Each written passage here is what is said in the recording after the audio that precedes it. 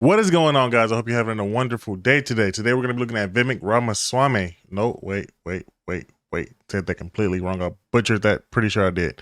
Vivek Ramaswamy. I got to put respect on his name because I actually like him a lot. So his name is Vivek Ramaswamy. Takes on Chuck Todd on Meet the Press. That's the video, basically. Basically, he's going against this guy named Chuck Todd. I have never heard of Chuck Todd before in my life, ever. Apparently, this is, what is this? This is MSNBC? Is that what this is? I think this is MSNBC that Vivek is debating Chuck Todd on. So I was recommended this video by somebody, and I think we're just gonna get right into this video. I don't know much about Chuck Todd, but I know a decent amount about Vivek just from seeing his speeches and all that stuff. I like him a lot. I think he's a very good candidate. I think he's better than Ron DeSantis at this point. What do you guys think? Do you guys think that Vivek is better than Ron DeSantis at this point? If so, let me know. But with that being said, I think this intro has been long enough. Let's get right into it. Welcome back. As America debates how old is too old to be president, the youngest candidate that's announced in the 2024 field is currently introducing himself to voters. Vivek Ramaswamy is a 37-year-old multimillionaire who graduated from Harvard College and Yale Law School. He made his fortune at a hedge fund and in biotech. And he ran an asset management company which calls itself anti-woke.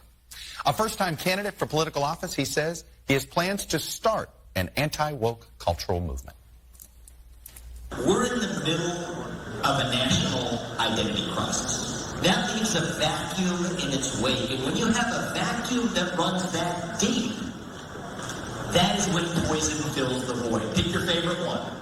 Wokeism, transgenderism, climatism, globalism, COVIDism. And Vivek Ramaswamy joins me now. Mr. Ramaswamy, welcome back. Actually, welcome to Sunday Meet the Press. Thank you. Good to see you again, Chuck. Let me start with this overall look. You've got this anti-wokeism. You've written books about this. This is your political identity as you've introduced yourself to folks. I get it in a primary. Why are you convinced this message could actually work if you got the nomination in a general election? I think I'm speaking as a member of my generation here, Chuck, but I think it's true of all Americans. We're all hungry for a cause right now in America. We're hungry for purpose and meaning. At a point when the things that used to fill our hunger for purpose, faith, patriotism, family, hard work, these things have disappeared. So I see an opportunity to revive our missing national identity. I think that's something that Americans hunger for across the political spectrum, answering what it means to be an American today. You ask people my age that question, you get a blank stare in response. I think that is the vacuum at the heart of our national soul. I'm running for president to revive the ideals that actually set the nation into motion. I think it's going to unite the country. You know, it's interesting. Your rhetoric can sound uniting, and your answer just now. But then you say the following things. The trans movement has become a cult. We need to abandon climate religion in America. I definitely find the idea of systemic racism revolting. I say this, how do you square those statements with unification? These are divisive times. This is a polarizing time. Wait a second. Before Vivek answers that question, I just have to say, I think the first one about the transgenderism cult, that has become a cult, that thing right there, that makes perfect sense. I think that even people like moderate left would actually agree with that statement. A lot of people that are moderate lefts, they would actually agree with the statement that transgenderism has gone too far in terms of the kids, in terms of the woke stuff and all of that stuff. They would agree with that. I've seen Sink, or Jink, I think his name is actually, from the Young Turks, getting attacked on Twitter multiple times by trans activists because he wouldn't accept the fact that, minors should not get surgery, which is just true. Minors should not get surgery, stuff like that. So basically, I think these things could be unifying in a sense, depending on where the middle ground for it is. So with that being said, let's keep going. I just wanted to say that before Vivek gave his answer. Pretty evenly divided on these cultural issues. How do you unite the country when you're essentially denigrating the views of half the country? I don't think I'm denigrating the views of half the country. I mean, let's take the touchiest of those subjects right now, on the trans issue.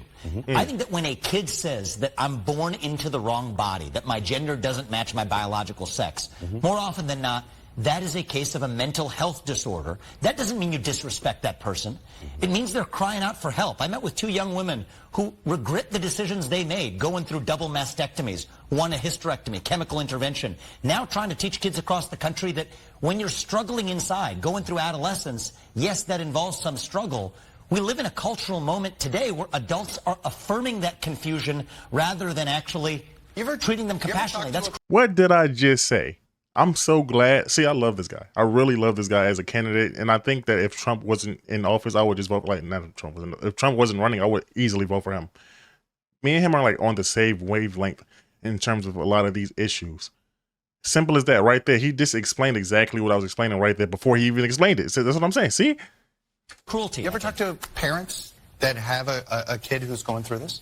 I have, actually. Yeah, and I think it's a parent. My point is, it's a difficult place to be. I acknowledge that. But what we need to do on both sides here is act with compassion, not really what makes us feel good about ourselves. Yes. And I think that's my main issue across our response to transgenderism and the climate. It's solving the actual underlying issues rather than what allows you to signal your virtue. What makes it compassionate, though, to pass a law that denies a parent making their own health care decision for their kid? That's the part of this. That doesn't sound very conservative and small government to me. Well, look, there isn't a state in this union that allows you to smoke an addictive cigarette before the age of 18, that allows you to get a tattoo before the age of 18. Mm-hmm. That's a body-altering change that a kid may later regret in life. Yep. So I think it is perfectly reasonable to say that if you're after 18 years old, you're free to decide whatever you want to do. That's what it means to live in a free country. And plus, I think that people, when it comes to this argument, a lot of people miss the mental illness part of it. If it's diagnosed as a mental illness, that's a whole different ballpark. A lot of parents don't have the expertise to deal with that mental illness in the first place. So, you know, when it comes to these type of fields in terms of like the mental illness field, that has nothing really to do with parental rights and a lot more to do with what we should do to actually be helping the individual child cure that mental illness, or not even cure in that sense. Because, you know, if you're a boy thinking you think you're a girl, that's very, you know, that's there. Except basically what I'm saying is the mental illness part of it definitely takes into account a lot of the parental, you know, distinguishes that a lot of people say, you know, parent rights. With mental illness, a lot of parent rights, if you guys don't know, like in the mental illness sector, really kind of go away depending on how severe the mental illness is and depending on what, you know, the parent does or does not know about that mental illness. You know what I mean? So I don't know if I articulated that well. Let me know in the comments if I articulated my point right there well. But with that being said, let's keep going. I just wanted to point that out. But below the age of 18, I think it's perfectly legitimate to say that we won't allow genital mutilation or chemical castration through puberty blockers. You're calling it that, transition. But how do you know it's that? Again, how do you know? Are you confident that you know it's that scientifically proven that it's is, that? Yes. As binary as you're describing it, are you confident that it isn't a spectrum? I am. Do you know this as a scientist? Well, there's two X chromosomes if you're a woman, an X and a Y. That means you're a man. So there's a lot of scientific research out there. There's a lot of scientific research out there that says gender is a spectrum. Chuck, I respectfully disagree. Gender dysphoria for most of our history, all the way through the DSM-5, has been characterized as a mental health disorder. And I don't think it's compassionate to affirm that. I think that's cruelty. When a kid is crying out for help, what they're asking for is, you got to ask the question of what else is going wrong at home? What else is going wrong at school? Let's be compassionate and get to the heart of that, rather than playing this game as though we're actually changing our medical understanding for the last 100 years. I go back to this. If a parent is dealing with a child that has these, that may have these issues, trust me, the last thing they want to do is consider something like this.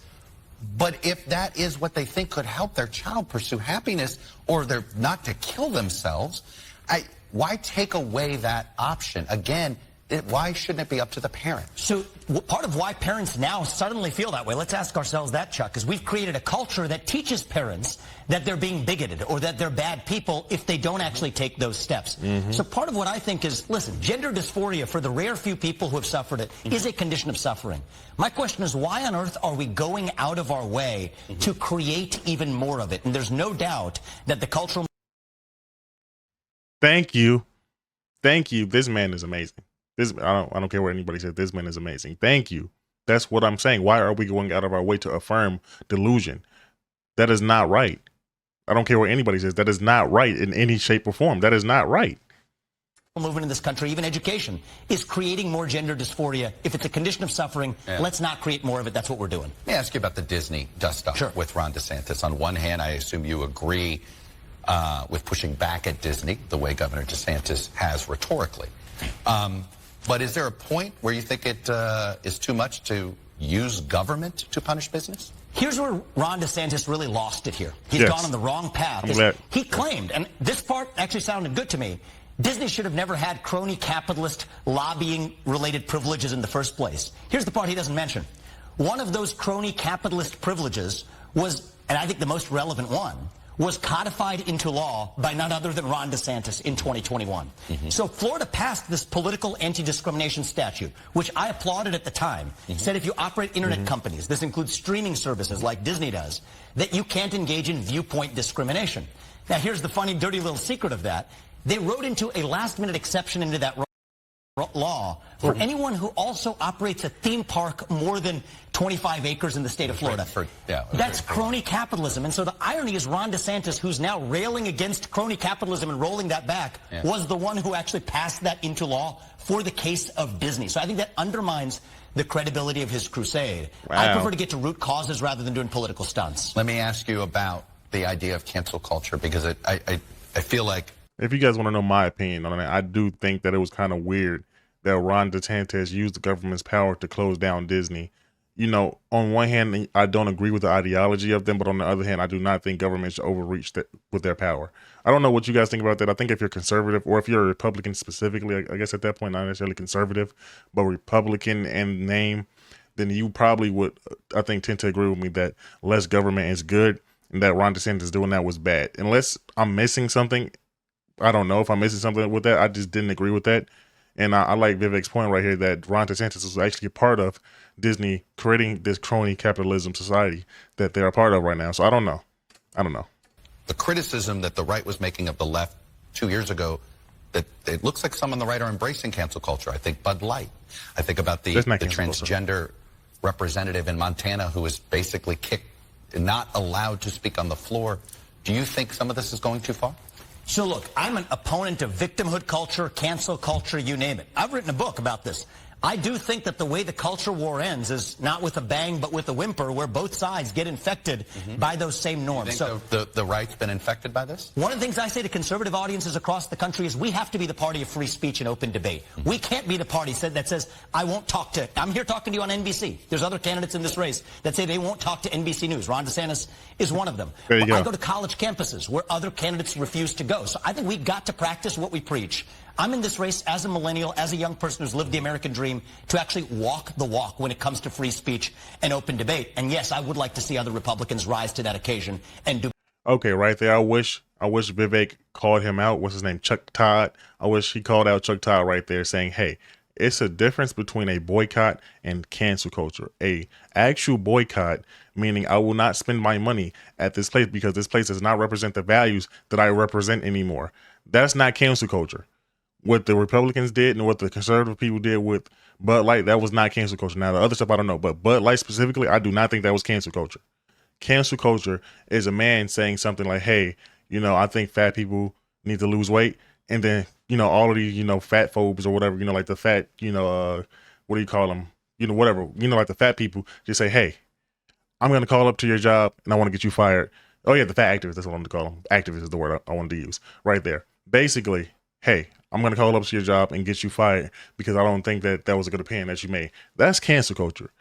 Collectively saying I will not spend my money at a specific company because that specific company does not represent my values anymore is not cancel culture to me. I don't agree with his premise right there. I think it's false. And I wish Vivek would have called him out for that. But let's keep going. Do better starting with the debate stage in our own party this fall. If Donald Trump doesn't do debates, will you not support him if he's the nominee? Well, I'm not going to let him get away with that. Donald Trump. What does that mean? What do you mean you're not going to let him get away with it? He can do what he wants to do. I don't think the other candidates, including Donald Trump, are going to relish being on that debate stage with me. But I think that the way that he's shown in 2015, what people gave him credit for was that he was an outsider and a disruptor. I'm the outsider in this race. And I think that if you want to be part of, like Joe Biden, in an existing establishment that doesn't want to debate, I think people are hungry for new blood. What should the party use as leverage to force him to show up on the debate stage? I think it's the voters. I think it's my job and it's the job of candidates to tell voters that if you want someone sitting across the table from Xi Jinping, if you want someone with the spine to take on the administrative state, it's the top of my domestic agenda, you better darn well not be scared to show up on a debate stage with the new challenger. Donald Trump did a great job of that in 2015. I'm the outsider in this race. You have indicated you would support a 6-week abortion ban if you were a governor of a state and all of this. What would you do on a federal level? Would you create a floor? This is a very important question. I believe in being principled on this, Chuck. I'm unapologetically pro-life, and like many in the pro-life movement, I believe that abortion is a form of murder. Murder, though, is regulated by the states, not by the federal government. I believe in the Constitution. I think Roe was wrongly decided. I've said so for a long time. This is a matter for the states, not the federal government, and I stand on principle there. When does a fetus have constitutional rights? So look, 6 weeks is at the end of life. When you lose brainwaves, that's our moment of death. Where in the Constitution? That was such a slimy question right there. When does a fetus have rights to constitutional rights? Whatever he just said right there. You mean a human life? Because that's the whole entire argument, is if it's a human life or if it's a fetus. A lot of people will say that it's a human life, which some people include a fetus being a human life because what if they say it's the Latin word for offspring or something like that? So at the end of the day, what do you mean? When does a fetus have constitutional rights? What do you mean? You obfuscate the actual topic at hand, which is to say, is a fetus alive or not? That's the whole entire topic of discussion. So for you to just pass that with that question right there, to me, was just disingenuous. But let's keep going. I digress. I'm just saying that was a bit slimy. That was a bit shady right there. I don't know this guy like that, but it's come on. Does it say someone has constitutional rights as a fetus? It's not codified in the Constitution. That's why this is a matter for the states. But I do believe that I'm unapologetically pro-life, but one of the areas where we can do better in the pro-life movement is to walk the walk. Provide an easier option for women to get to yes. I support a conversation about adoption, childcare, even greater responsibility for men. I think that's how we turn this issue into being a less divisive one. One of your big applause lines that is a bit of a head scratcher for me is defund the FBI. So I didn't say defund the FBI. I said shut down the FBI and replace it with something new. Yeah. So you want to shut down the FBI? What are you replacing it with? I think it's a new apparatus built from scratch that actually respects the law instead of making it up. Okay. The funny thing, Chuck, is if you look at over the last... Do you think the FBI constantly is making up the law? That is a huge charge. They just stopped major fentanyl.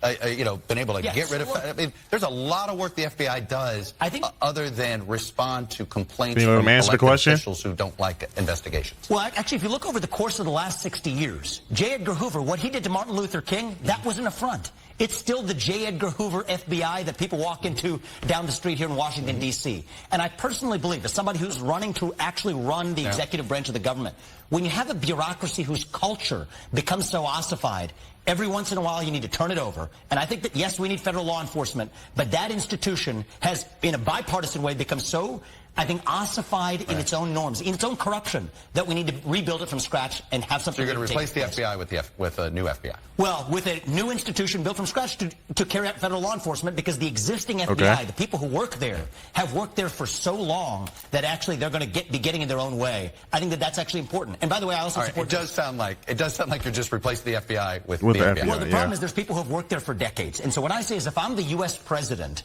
and I can't work for the federal government for more than 8 years, which I think is a good thing, then none of those bureaucrats reporting into me should either. That's the point I'm making. All right. Vivek Ramaswamy, you bring some energy to your campaign. We'll be following it.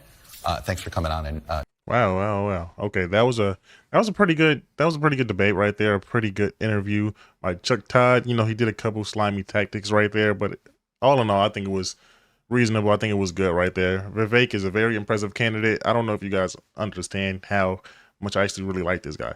Like, just genuinely just like the way he speaks, like the way he thinks, and I like a lot of his policy that I've seen him say so far. Like the defund the FBI thing, I don't know too much about that because I'm not even sure. That's, I'm in over my head on a lot of stuff still. So with the FBI, I don't even know if it should be defunded or not. I'm just assuming from what I see a lot of people say, I guess, except at the same time, that's not an easy thing for me to just say, I guess too. You know what I mean? So I actually have to do my research on that. But with that being said, if you enjoyed this video, my name is yedotti. Like and subscribe. Peace.